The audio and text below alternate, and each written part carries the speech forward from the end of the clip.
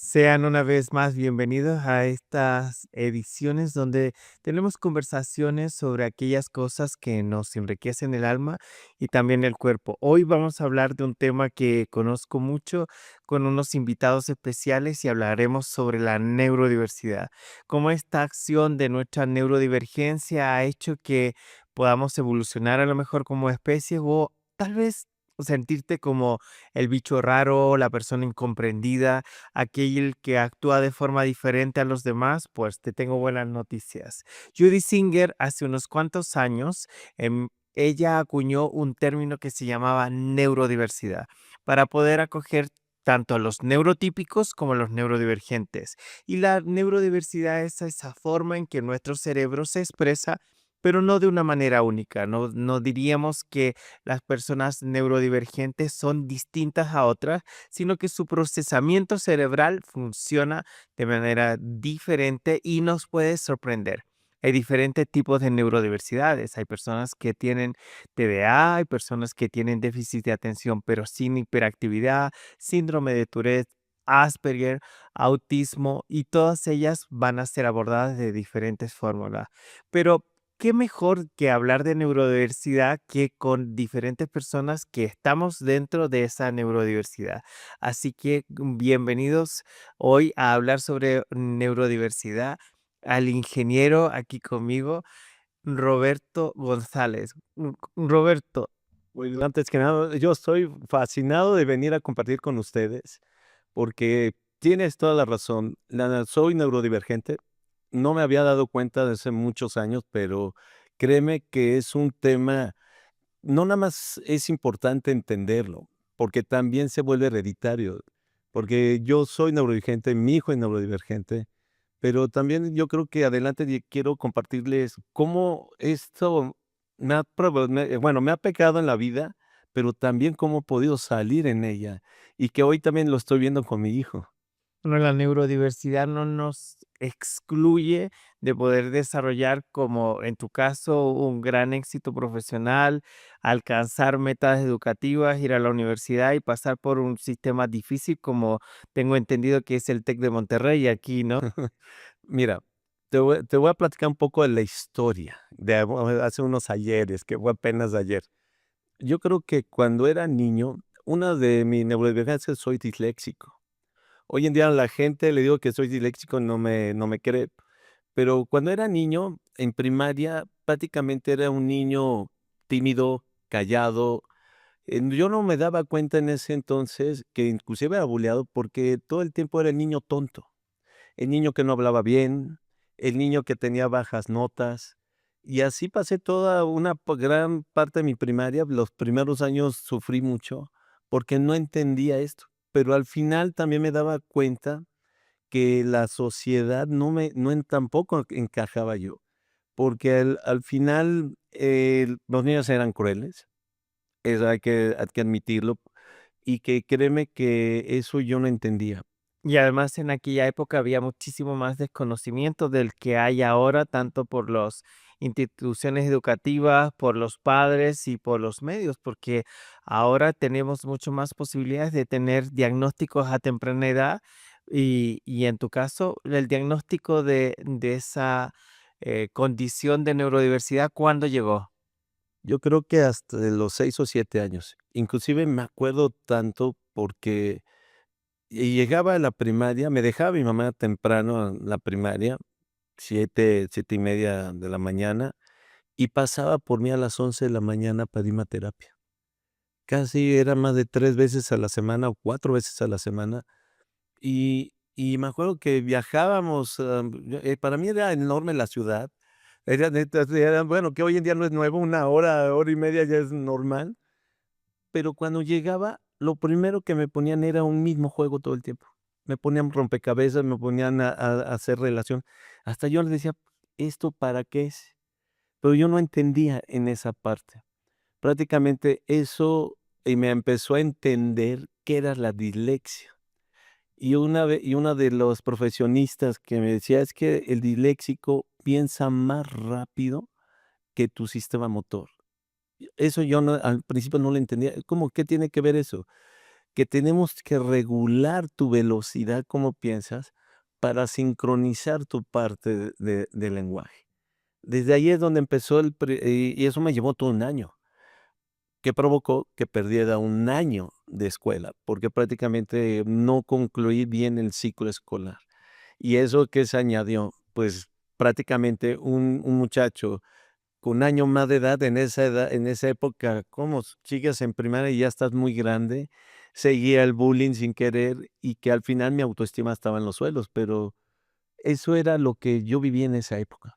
Bueno, hoy sabemos que gran parte de la población neurodivergente tiene muchísimas más condiciones a nivel emocional. No sé, se ha visto que mayor depresión, un índice de estrés mucho mayor, ansiedad, ataques de pánico se ve mucho más en la población neurodiversa que en los neurotípicos. Entonces, hablando de ansiedad y de vivir en esa neurodiversidad donde tu cerebro va a 1000 por hora. David Pichardo, ¿qué significa darse cuenta de que eres neurodivergente y que tu funcionamiento va a 1000 por hora o que tu cabeza funciona, como suelo decir yo, con un sistema mosaico y no con el sistema tradicional que todo el mundo espera y que respondas a eso, ¿no? Gracias. Bueno, primero agradecerles de estar aquí compartiendo la mesa con ustedes. Hoy, Hernán, te considero también un amigo, tengo poco que nos conocemos, pero muy agradecido de poder aprender eso un montón y digo a Robert desde hace mucho tiempo. Lo que primero que a mí me sucedió fue sentir un ligero alivio y después un montón de preguntas, porque claro, hice el recap con lo que habíamos platicado. En la escuela me costaba mucho trabajo, por ejemplo, mantenerme quieto y sin embargo al mismo tiempo era muy tímido y muy tímido porque me daba mucho miedo hacer una pregunta que no debía, cuando todo el mundo parecía entender en general lo que estaba sucediendo y yo muchas cosas no. Y entonces puedo rescatar un poco, sentirme un poco como raro al no saber si todo el mundo estaba cachando las cosas como yo las estaba entendiendo o no darme cuenta de por qué ellos no hacían las mismas preguntas. Después en los trabajos ya las cosas empezaron a cambiar un poco, pero claro, nos enfrentamos y creo que es una etapa más fácil para nosotros por la generación, donde claro, se habla un poco más de ansiedad, pero también hay mucha autoexigencia, al mismo tiempo uno se vuelve perfeccionista. Entonces es como una delgada línea entre la autoconciencia y ser autoexigente, y luego esta carga autoexcesiva de exigencia que uno se hace. Y sí, claro, yo sufrí durante mucho tiempo, aún lo sigo teniendo, pues cargas elevadas de ansiedad, por ejemplo, ¿no? Y mucho estrés. ¿Y el diagnóstico cuándo llega, en tu caso? Eh, es una cosa extraña porque durante muchos años estuve, les digo a mis compañeros, coqueteando con este diagnóstico. Sin embargo, después de hacer mi test epigenético y un estudio secundario que es el test de escucha, pues llega este diagnóstico donde pues se me está empezando a acompañar y obviamente yo buscando respuestas, leyendo, entendiendo, pero aún hoy ha sido como complicado ir entendiendo la propia relación con uno mismo y dónde uno tiene que ir acomodando su vida para entenderlo. Entonces, para mí es relativamente nuevo, pero todo lo que platicamos hace mucho sentido hacia atrás con lo que he vivido en mi vida. ¿Y qué habría pasado si el diagnóstico hubiese llegado antes? ¿Habría pasado si, como Robert, el diagnóstico llegara con 6 añitos o después? O en esa época, Robert, hubieses tenido el acompañamiento de saber que más que un trastorno, como se solía decir la academia en España, el Colegio Médico de Madrid ha hecho un cambio significativo que yo creo que es importante rescatar, que ya no hablamos de trastornos del espectro autista, sino que hablamos de condición, ¿no? Y que muchas veces pensamos que esta condición que tenemos nos hace como no poder adaptarnos al mundo o que nosotros estamos fuera del mundo. Y bajo mi punto de vista, creo que eh, tenemos mucho que aportar al mundo desde nuestra neurodiversidad. Entonces, ¿cómo habría sido si ese diagnóstico hubiera llegado a temprana edad para ti? Pues creo que no hubiera llegado a sufrir ataques de pánico, que ha sido para mí muy duro, y seguramente hubiera encontrado ambientes más estimulantes, o me hubiera relacionado con otro tipo de ambientes, o yo hubiera formado un ambiente distinto para poder echar raíces ahí sin tratar de adaptarme todo el tiempo. Yo les comentaba antes de entrar a cámara que regularmente mi trabajo laboral lo realizo por las noches o los fines de semana Y durante el horario laboral me dedico a hacer mantenimiento porque me distraigo muy rápido o un montón de cosas llegan. Pero claro, mi horario laboral durante muchos años, ha sido extendido, con lo cual, hay momentos donde es extenuante. Seguramente hubiera sido más saludable para mí mantener una relación más sana conmigo mismo y la relación con esta forma de verlo. De entrada, quitarle la idea de trastorno, le quita un mote en automático que, pues, yo lo primero que pensaba es cómo me lo curo, ¿no? Y esa es una de las cuestiones importantes. La neurodiversidad no se trata de curarse. Hay investigaciones que nos dicen que es una evolución de la biología. Hay investigadores que nos hacen entender que vivimos. Hay un libro muy interesante en relación a eso, de estar cazadores en un mundo de granjeros, ¿no? Entonces, nuestra mente está preparada para poder hacer muchas neuroconexiones al mismo tiempo y muchas veces estamos fuera, en contacto con cosas y nos tenemos que limitar a un espacio pequeño. Entonces, ser neurodivergente para algunos, y especialmente lo que se ha escuchado en las redes, es que es como un superpoder. ¿Lo vivirías así, Robert? ¿Dirías que sería un superpoder para ti ser neurodivergente? Claro que sí, créeme que cuando empiezas a entender esto, empiezas a sacarle partida. Pero nada más quiero revisar un punto importante porque tu pregunta me mueve mucho, porque esos diagnósticos, a pesar de que a mí me diagnosticaron antes, no tuve el cambio después de muchos años. Es decir, que el acompañamiento no se dio en su momento adecuadamente, ni entendiste qué significaba esto de la dislexia, ¿no? No, inclusive yo me equivocaba, a veces me sigo comiendo palabras, algunos se dan cuenta, otros no. A veces en ocasiones llego a invertir nuevas, pero fíjate del diagnóstico que comentas es interesante. A pesar de que de niño me diagnosticaron, ya empezaba a hacer ejercicios para hacer una conexión, una estimulación diferente, mi vida cambió hasta que llegué a secundaria. O sea, la primaria me fue muy mal a nivel notas, a nivel educación, porque prácticamente mi maestra fue la misma. No hubo un cambio de maestro, a pesar de que cambiaba, como iba avanzando cada ciclo escolar, era la misma maestra. ¿Por qué? Porque su hija estudiaba conmigo en el mismo grupo. Y entonces la maestra pidió, quiero ese mismo grupo, entonces prácticamente ya estábamos predispuestos, tanto ella y yo, porque digo, ¿cuándo me voy a deshacer de ti? Y ella también veía, ya pues me quiero deshacer por ti. Entonces ahí no hubo ese cambio tan radical. Sí hubo una mejora, pero no el cambio hasta que llegué en secundaria. Pero me dio mucha risa porque mi mamá estaba panicada. Dice: "Si a este cabezón le fue mal en primaria, notas malas", y es más, imagínate, cuando sacaba malas notas las escondía abajo de la cama. Y claro, como tenían que ir firmadas, nada más de escuchar el grito de mi mamá: "¿Dónde están las notas?", porque las escondía. Y ya nada, ya porque era límite de firmarlas, las daba. Pero en secundaria, ¿qué pasó? A mí me ayudó mucho tener una diversidad de maestros, una diversidad y entonces iban más rápido, que eso a mí me acomodó muy bien. No sé por qué todos me decían: "Secundaria es más difícil que primaria", y para mí fue la mejor etapa de mi vida. Saqué mejores promedios, subió mi autoestima de una manera impresionante, pero es impactante. Pero ahora, quiero compartirles algo más allá. Hablamos de un diagnóstico, a tiempo, pero esto lo seguimos viviendo, porque lamentablemente también mi hijo, bueno, no lamentablemente, fascinantemente mi hijo es divergente, también neurodivergente, porque es disléxico también. Pero nos pasó algo muy interesante como familia. Cuando iba en primaria él, sigo avanzando él, ya sabíamos que tenía dislexia, porque era parte de esa dislexia. Cuando llega a primaria, pasa primero, segundo y llega a quinto de primaria. Mi esposa habíamos tocado base con los psicólogos y expertos del colegio.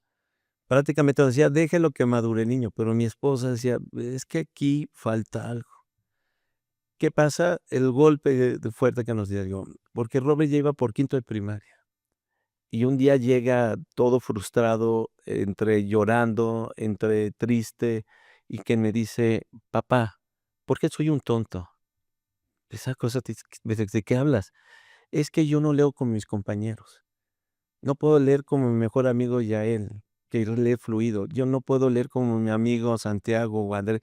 Ese es un golpe fuerte, aunque sabíamos y que hicimos dejarlo a manos de gente, nos falta una preparación de ese seguimiento. Ahí, pues claro que mi mujer es armas tomar. Agarramos y empezamos a buscar ayuda de otro nivel, donde prácticamente ayudamos muchísimo a Robert. Y hoy me siento muy orgulloso porque va a entrar el siguiente año, tiene 16 años y ya va a entrar a la carrera en agosto del siguiente año. Con 17 años va a empezar su carrera profesional. Entonces, a pesar de eso, va bien, va rápido, pero eso, contención como familia, apoyarlo y luego la ayuda profesional. Por eso me encantó tu pregunta, porque a pesar de que puede haber ese diagnóstico, sí falta el acompañamiento luego de su profesional, pero también siempre de la familia, porque a veces la familia no lo vemos. A veces los diagnósticos también hay que tener en cuenta que el diagnóstico es el dato y no es quien define a la persona. A partir del diagnóstico podemos construir, tomar decisiones, buscar opciones, pero el diagnóstico puede ser una guía o una ruta para poder comprendernos un poco mejor, qué podemos sacar de nuestra neurodiversidad y qué cambios podríamos hacer para poder conseguir esas mejoras. Y en tu caso, David, ahora que tienes más preguntas de las que tenías antes, ¿qué te hace pensar esto nuevo que es encontrarte con esa neurodiversidad y que formas parte de tener esta condición de neurodivergente y que a lo mejor le podrías sacar mucho más partido de lo que le has sacado hasta ahora? Claro, durante mi carrera profesional, pues he sentido como altibajos. Y claro, hoy los relaciono muchísimo con periodos de mucho estrés, de mucha exigencia, o de ambientes que para mí al menos no eran estimulantes o no se me permitía como organizar, desorganizarme, yo les digo, en función de lo que yo sentía en ese momento. Hoy me hace mucho pensar en gente que he conocido, personas que yo considero creativas o muy inteligentes, pero que no lograban destacar. Y entonces me hace pensar si tal vez ahí había como algún atisbo de neurodivergencia, sumado con algunos temas de estrés o lo que fuera, y que nosotros no podíamos tampoco proveer de ese ambiente estimulante para que esas personas se desarrollaran, ¿no? Entonces, como de las primeras cosas.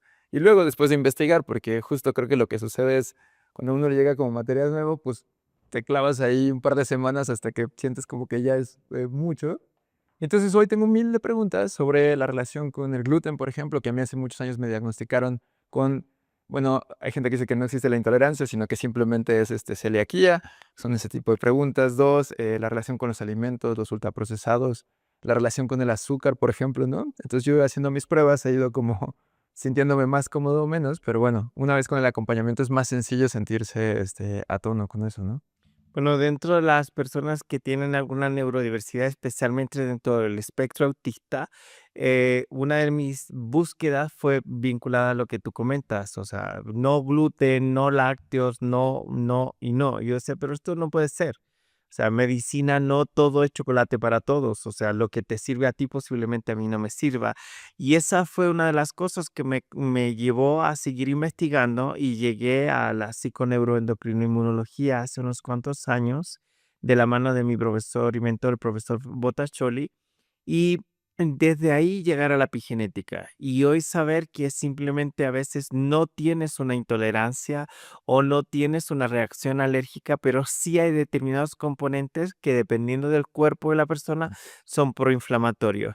Cuando yo comencé a hacer test epigenéticos y a trabajar con mis pacientes y especialmente con niños, me di cuenta que habían algunos que empezaban a mejorar mucho porque se hacían cambios en su dieta, se les quitaba el gluten o los lácteos y conseguían mejoras, pero al cabo de 3, 5, 6 meses no seguían ese desarrollo. Y decía, pero ¿qué pasa aquí si hemos eliminado el gluten o hemos eliminado los lácteos o hemos hecho cambios dentro de la dieta de esa persona? Pues la epigenética nos da respuesta a esto hablando de que los factores medioambientales, los estresores o diferentes factores van modificando la expresión de nuestros genes. Y cuando somos capaces de revisarlo mediante una prueba muy sencilla en un folículo y poder extraer esos folículos y saber la información epigenética y adaptar tu nutrición y empezar a aprender a cómo alimentarte es cuando conseguiste ese desbloqueo.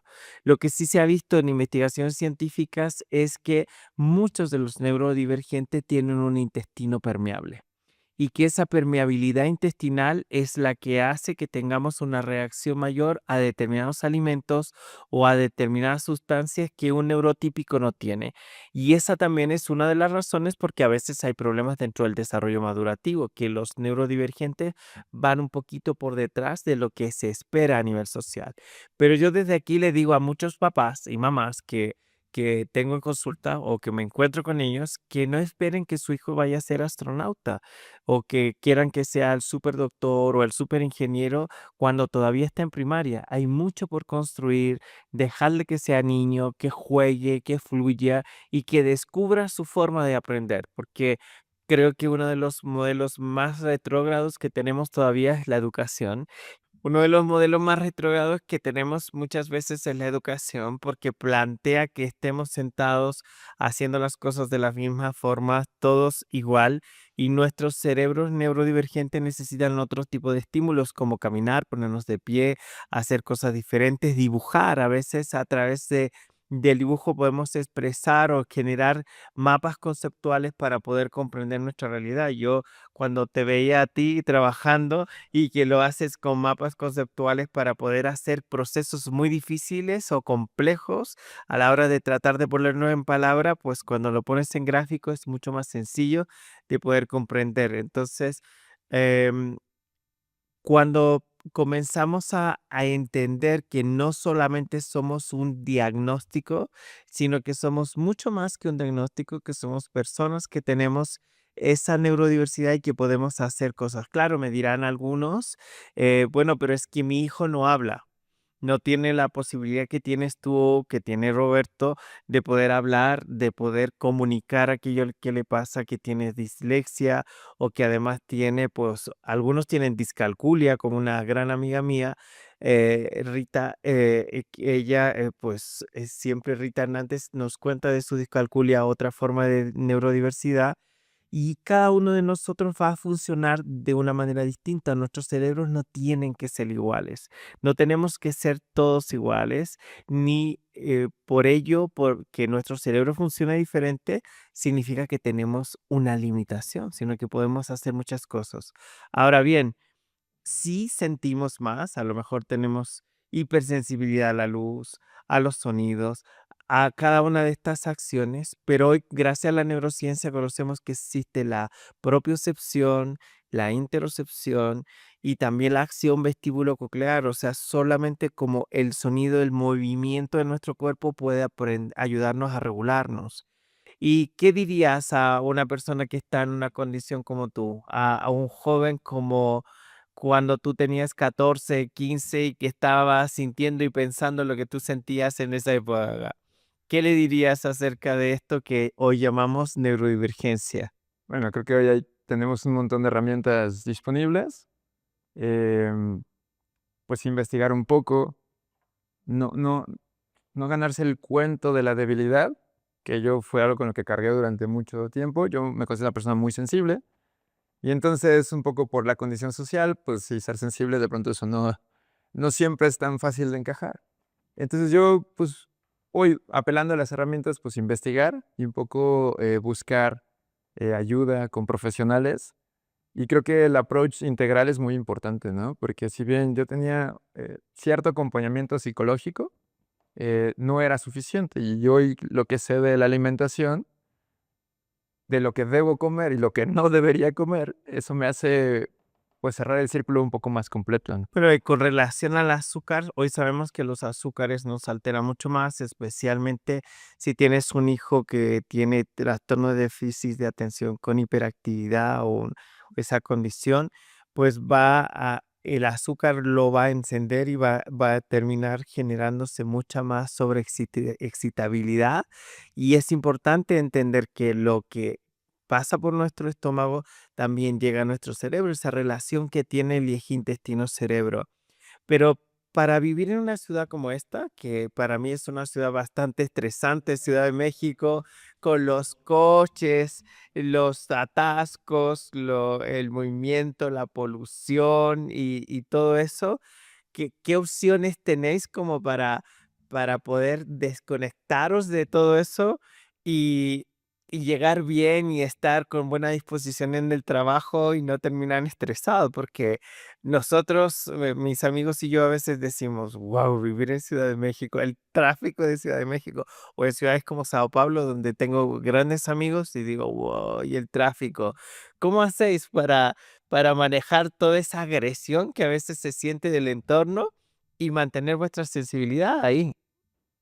Bueno, a mí me ha funcionado, soy medio ermitaño, voy, dependiendo del trabajo, voy viviendo lo más cerca posible, que sé que es algo que no necesariamente a las personas es sencillo hacerlo, eh, y luego buscar horas donde yo me siento cómodo y me aíslo. Creo que lo más difícil es Servicio, tú contigo. totalmente, si bien en horas personales, pero también dentro de tratar de hablar con los líderes, ¿no? En los lugares donde trabajamos, y un poco tratar de insertar esa rutina dentro de mi horario laboral, para mí ha sido gratificante.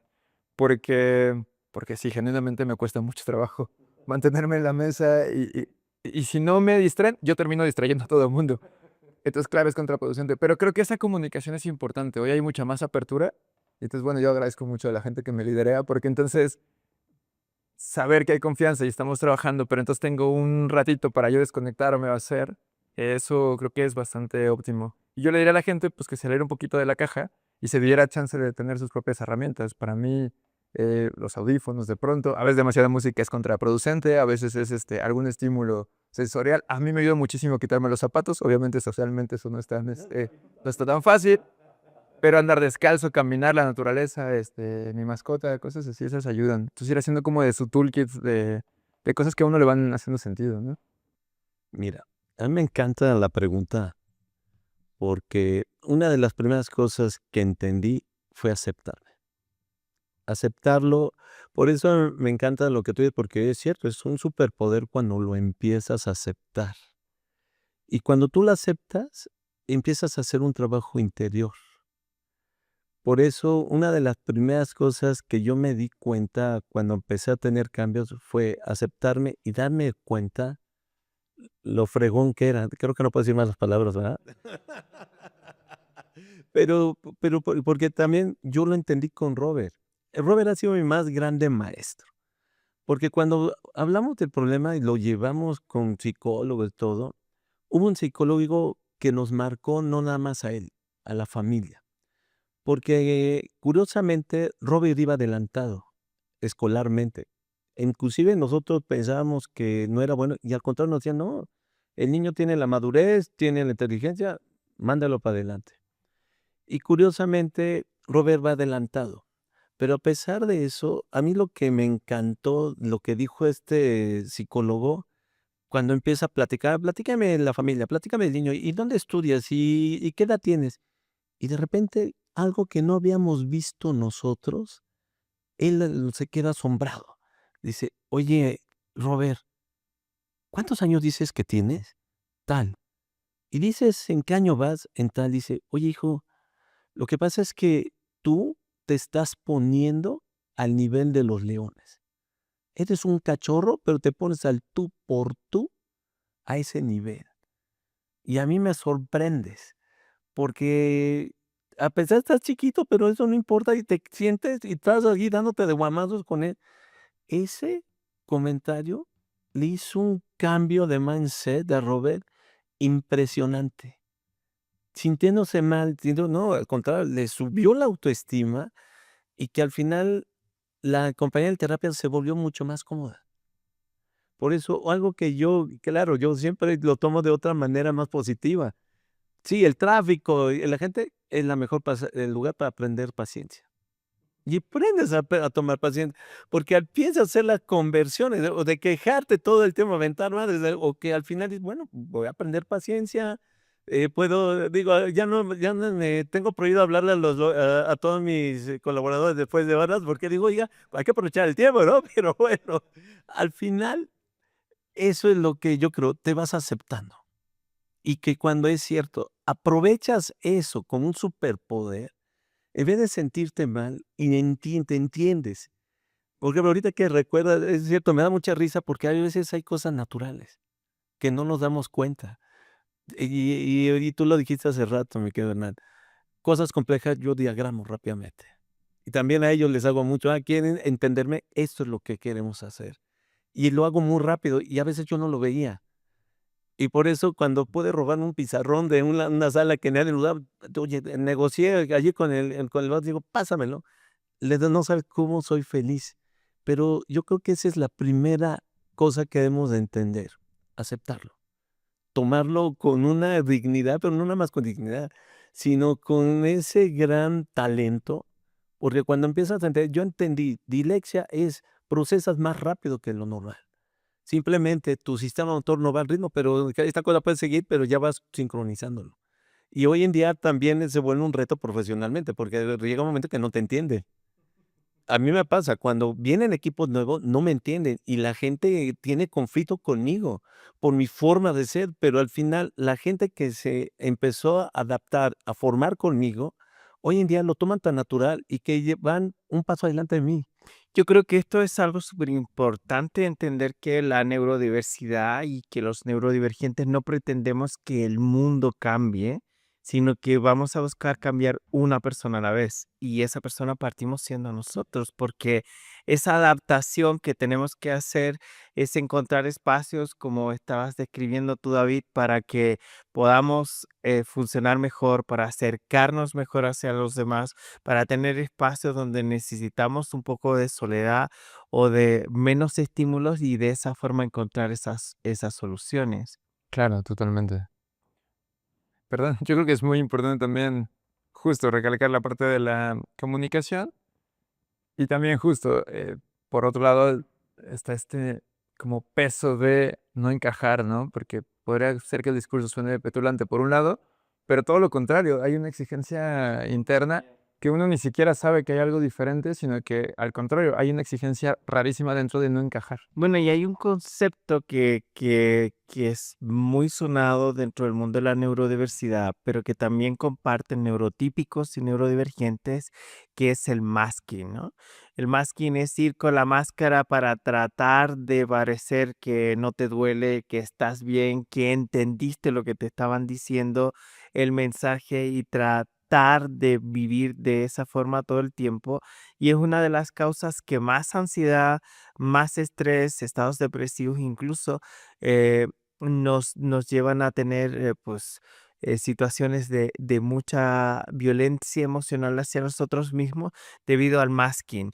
Eh, ¿Cómo veis este concepto del masking que muchas veces no se puede, expresar tan fácilmente y que tratamos, especialmente en las relaciones de pareja, de aparentar ser o tratar de parecer, o tratar de encajar para no ser el rarito de turno, ¿no? Porque, no sé, por ejemplo, un ejemplo, ¿no? Yo me fui a una cita hace un tiempo y habían bastantes luces, el sonido no me gustaba, el olor del restaurante tampoco me gustaba, y entonces, claro, me habían invitado a ese sitio, era una cita y yo estaba súper incómodo y ella me dice: "Pero, ¿te caigo mal? ¿No te gustó?". O sea, digo, no, o sea, es que si nos vamos de aquí estaría mucho mejor. Y me dice: "Pero este sitio es muy bonito, a mis amigas les encanta". Pero era como, a mí no, o sea, yo no quiero estar aquí.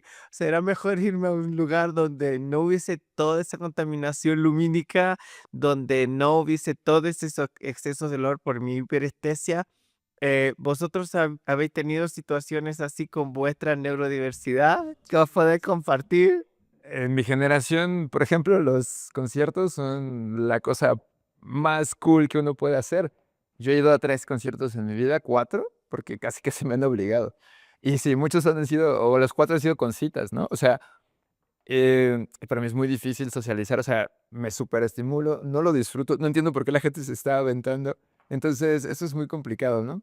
Y sí, podría sentir eso, la música alta, cuesta mucho trabajo, pero hasta hoy lo podré decir como socialmente, sin pena, porque, hace unos años, por supuesto que era, qué raro, qué mal gusto, cómo no te gusta. O sea, es que sí hay un nivel ahí de desencajar de un modo muy extraño que a uno a veces hasta lo avergüenza. No, y yo recuerdo que hace unos años me regalaron mis amigos así como súper regalo, era un concierto de Michael Jackson. Entonces, y en ese concierto de Michael Jackson, ellos me dijeron, vamos a ir a canchas y estamos todos juntos.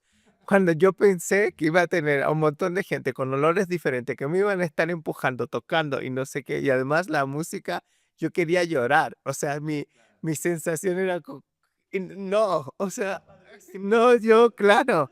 Entonces, y esa es una de las cuestiones interesantes, o por ejemplo, un vuelo en avión. Yo por mi trabajo vuelo mucho, hago muchos países al año y de repente la gente dice, ay, qué bien. O sea, y yo, el momento más difícil es estar en la cabina con los auriculares, los audífonos para aislarme de todo el sonido y el ruido, ¿no?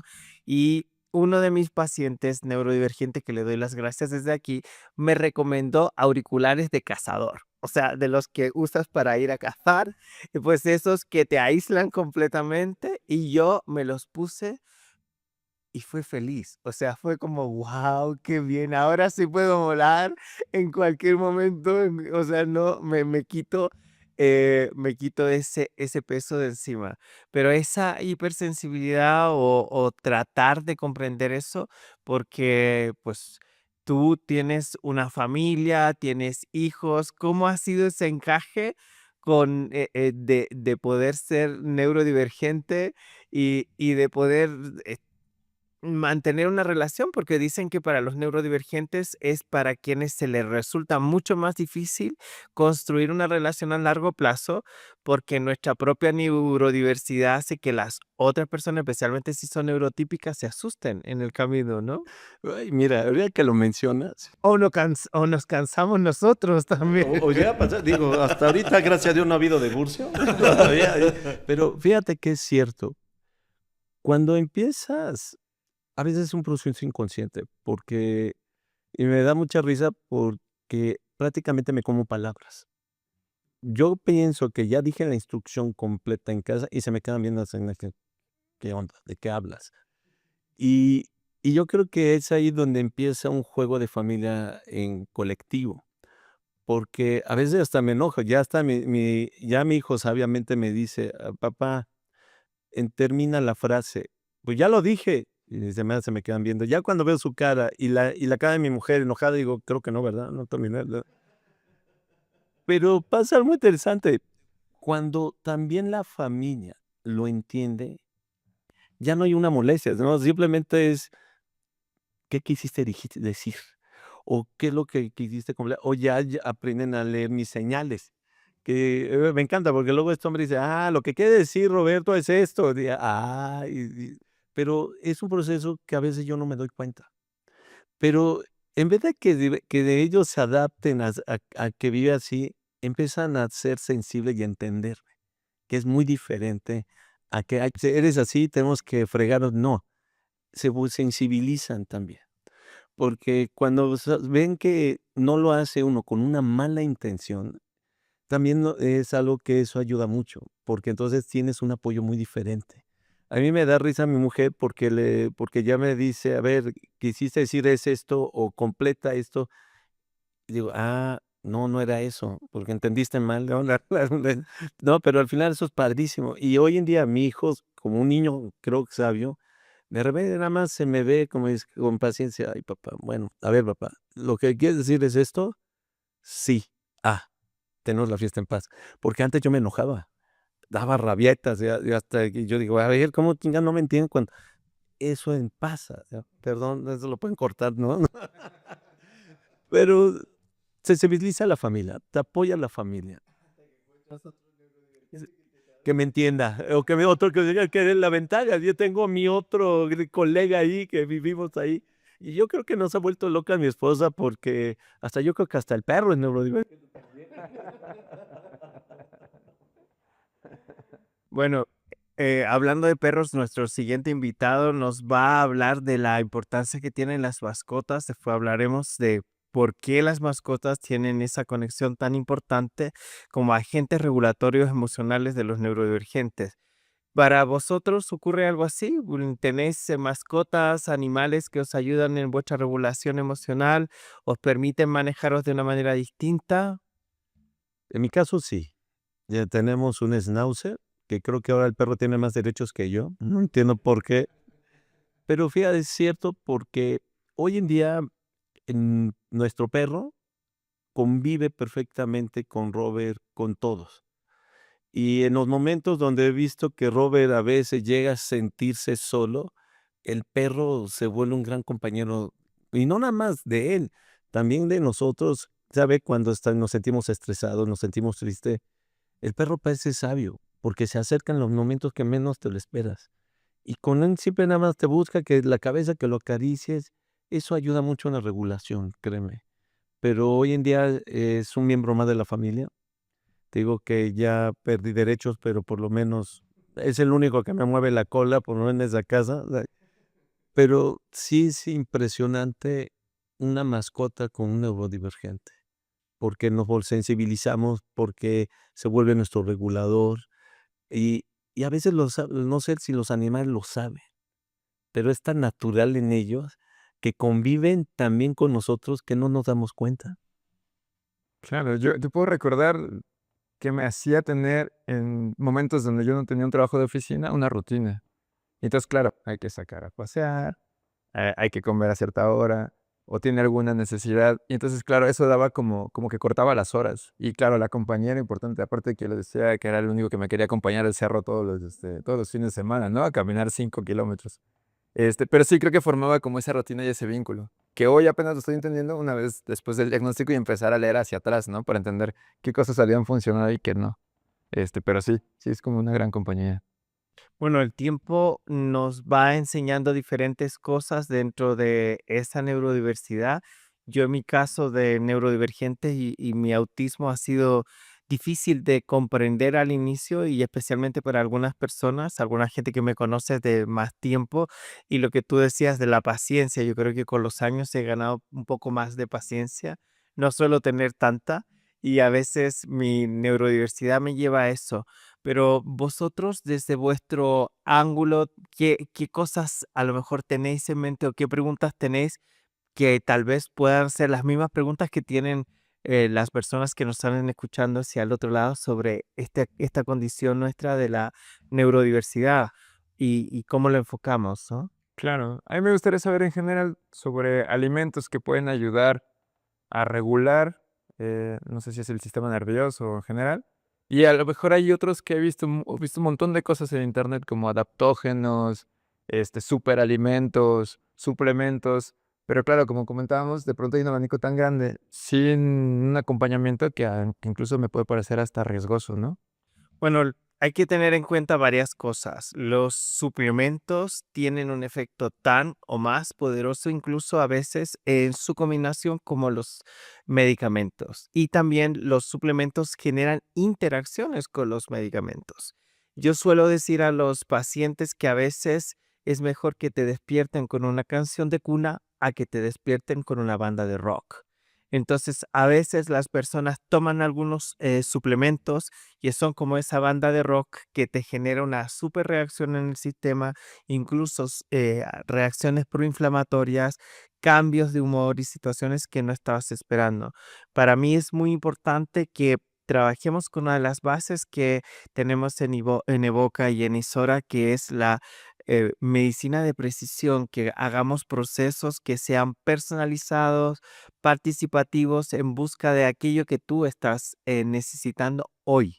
Y esto es muy importante. Lo que necesitas hoy no es lo que necesitabas hace 3 años o lo que requiere una persona que está a tu lado. Por eso, la incorporación de suplementos epigenéticos, es decir, suplementos que van a la expresión de cómo se está comportando ese gen, de cómo estamos reaccionando, va a ser mucho más precisa que simplemente tomar suplementos por tomar, porque como yo suelo decirle a mis pacientes que muchas veces están orinando caro, es decir, tomando un montón de suplementos que no requieren e incorporando una serie de técnicas como por ejemplo en la mañana tomar unos suplementos para activarte y por la noche unos para relajarte. Entonces eso no funciona. Lo que hay que hacer es una reorganización del ritmo circadiano como el que tienen las plantas, utilizar herramientas como higiene de sueño, es decir, dejar los teléfonos móviles, las cosas que nos generen contaminación lumínica un tiempo antes, caminar sobre el césped, sobre el suelo,